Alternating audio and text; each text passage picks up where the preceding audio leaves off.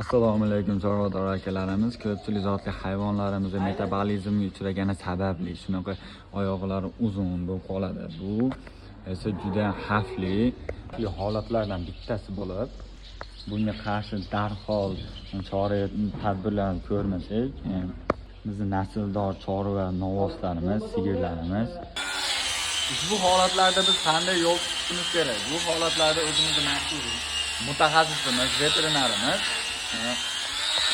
tuyoqlarini suluv jarayonini boshlaydi. Biz alohida e'tibor beramiz, maxsus lineykamiz orqali toshni mo'ljallab kesib olamiz.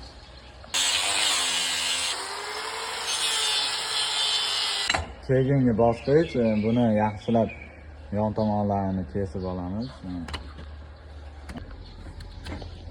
Buni ko'ramiz mana.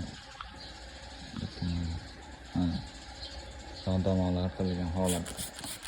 Buni yaxshilab yuvib ko'ramiz. Ko'pchiligimizda bunaqa holatlarda ikkita oralarda yaralar paydo bo'lishi mumkin. Bu yaralar keyinchalik tuyoq kasalligiga olib keladi.